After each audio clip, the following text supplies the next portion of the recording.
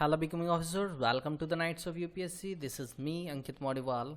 Guys, आज से हम एक नई क्लास स्टार्ट करने जा रहे हैं जो कि दिल्ली पुलिस, CHSL या जितने भी गवर्नमेंट एग्जाम्स हैं उनके लिए काफ़ी वैल्यूबल होगी, क्योंकि इसके अंदर हम जितने भी सब्जेक्ट्स हैं GS के उनकी सारे स्टैटिक्स पोर्शन को कंप्लीट करेंगे.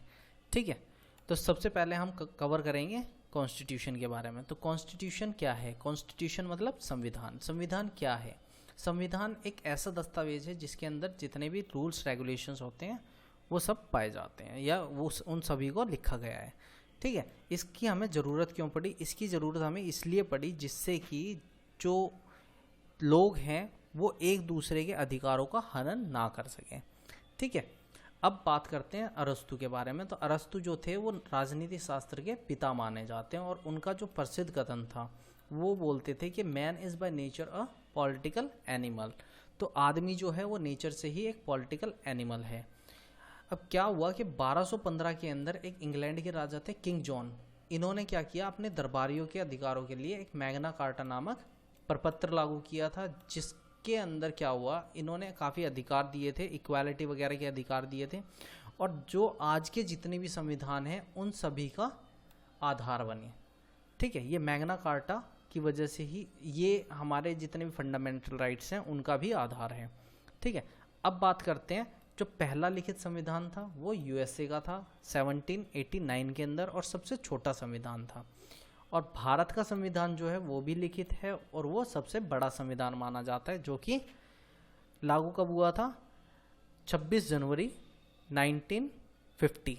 ओके, अब क्या हुआ, संविधान सभा की बात करते हैं कि इसका गठन कैसे हुआ, कैसे संविधान को बनाया गया, तो उसके बारे में किस तरह से शुरुआत हुई. तो M.N. रॉय जो थे, M.N. रॉय ने सबसे पहले संविधान सभा के गठन की बारे में विचार किया था. अब 1935 के अंदर INC थी, यानी इंडियन नेशनल कांग्रेस, जिसको हम हिंदी में बोलते हैं भारतीय राष्ट्रीय कांग्रेस. तो इसने सबसे पहली बार आधिकारिक तौर पर संविधान तैयार करने के लिए संविधान सभा के गठन की मांग की थी. और क्या हुआ, फिर 1946 के अंदर कैबिनेट मिशन जो था उसने भारतीय संविधान के लिए एक प्रोक्ष यानी अप्रत्यक्ष निर्वाचन के आधार पर संविधान सभा के गठन की सिफारिश की. ये निर्वाचन है, गलती से निवाचन लिखा गया है. ओके, इसके बाद 24 जनवरी 1950 को क्या हुआ था, हमारे देश के अंदर जो उत्तर प्रदेश नाम का स्टेट है उसको पहले संयुक्त प्रांत बोला जाता था, उसका नाम बदला गया था. और 2018 के अंदर इसको, इसी दिन को हमने यूपी दिवस के नाम से मनाना शुरू किया. ये निर्णय लिया गया था कि इसको यूपी दिवस के नाम से मनाया जाएगा. अब क्या हुआ, जब हमारा संविधान पूरा तैयार हो चुका था तो उसके अंदर टोटल 22 भाग थे और 8 अनुसूचियाँ थी, 395 थी, यानी 395 अनुच्छेद थे. भाग यानी पार्ट्स, अनुसूचियाँ मतलब शेड्यूल्स और अनुच्छेद मीन्स आर्टिकल्स. और अब इस टाइम पे प्रेजेंट के अंदर 25 पार्ट्स हैं, 12 अनुसूचियाँ हैं यानी शेड्यूल्स हैं और 448 अनुच्छेद यानी आर्टिकल्स हैं. अगर संशोधन की बात की जाए, देखो हमारा जो कॉन्स्टिट्यूशन है इसके अंदर प्रोविज़न है कि हम अपने संविधान को के अंदर संशोधन भी कर सकते हैं, यानी अमेंडमेंट भी कर सकते हैं. ठीक है, तो इसके अंदर टोटल 104 संशोधन हो चुके हैं और जो लास्ट संशोधन हुआ था वो 25 जनवरी 2020 के अंदर हुआ था. ठीक है, जो हमारा संविधान था वो 2 साल 11 महीने 18 दिन में बनके पूरा हुआ था. ओके गाइस, तो अब क्या हुआ, संविधान सभा जो थी उसके अंदर टोटल जो सत्र हुए वो हुए 165 दिन, टोटल 11 सत्र हुए और 165 दिन की बैठक हुई. उस बैठक के अंदर 114 दिन जो थे वो प्रारूप समिति जो थी उसने विचार किया था. और भारत का जो संविधान है वो 75% भाग जो है उसका भारत सरकार अधिनियम 1935 से लिया गया है. ठीक है, अब क्या हुआ, तेज बहादुर सप्रू जो थे और जयप्रकाश नारायण जो थे, इन्होंने क्या किया था, जो संविधान सभा थी उसकी सदस्यता को अस्वीकार कर दिया था. अब बात करते हैं एक ऐसे स्टेट की जिसके पास एक स्पेशल स्टेटस था. वो है जम्मू कश्मीर। जम्मू कश्मीर एक ऐसा राज्य, एकमात्र ऐसा राज्य था जिसके पास अपना अलग संविधान यानी कॉन्स्टिट्यूशन था। ये 1957 के अंदर बना था और जिसको हमने अब ख़त्म कर दिया है, यानी भारत ने इसको ख़त्म कर दिया है। ये 5 अगस्त 2019 में इसको समाप्त कर दिया गया था। ये जो था ये आता था आर्टिकल 370 और 35A के अंडर। ओके, अब बात करते हैं, डॉक्टर अंबेडकर जी ने कुछ बातें बोली थी। उन्होंने बोला था, उन्होंने संविधान को एक पवित्र दस्तावेज बताया है और भारत के अंदर जो संविधान है उसको वकीलों का स्वर्ग भी बोला जाता है। ऐसा इसलिए बोला जाता है क्योंकि जिस टाइम पे संविधान बना था तो संविधान सभा के अंदर सबसे ज़्यादा संख्या वकीलों की ही थी। ओके, फिर क्या हुआ, जो भारतीय संविधान है उसके जो एक विशेषज्ञ हैं ग्रानविल ऑस्टिन, तो ग्रानविल ऑस्टिन ने ये बोला था कि ये संविधान यानी जो हमारा संविधान है वो एक सीवन रहित जाल है। सीवन रहित जाल का मतलब क्या है, अगर इसके अंदर कोई भी लूप होल हो यानी कोई भी मिस्टेक ऐसी हो या कोई भी लोग इसके अधिकारों का हनन करते हैं, किसी के अधिकारों का हनन करते हैं या कोई रूल ऐसा हो जिसको चेंज करना हो तो उसको चेंज किया जा सकता है। ठीक है, और इसको ये भी बोला गया था कि ये एक सामाजिक क्रांति है और एक समाजवाद का दस्तावेज है। अब बात करते हैं, इसको अपने हाथों से किसने लिखा था? प्रेम बिहारी नारायण रायजादा ने इसको अपने हाथों से लिखा था। इसकी जो मूल लिपि है, और मूल लिपि को दिल्ली की संसदीय लाइब्रेरी के अंदर रखा गया है, एक हीलियम गैस से भरे हुए बक्से के अंदर। ठीक है, और संविधान जो है, संविधान के सभी पेजों पर जो चित्र बनाए हैं वो बनाए हैं नंदलाल बोस के निर्देशन में, शांति निकेतन के जो चित्रकार हैं उन्होंने। ओके, अब जो राष्ट्रीय चिन्ह था संविधान के अंदर वो बनाया था दीनानाथ भार्गव ने। ओके, विधायी कार्य के लिए संसद की पहली बैठक, संसद सभा की पहली बैठक 17 नवंबर 1947 में हुई थी। इसके जो अध्यक्ष थे वो जीवी मावलंकर चुने गए थे।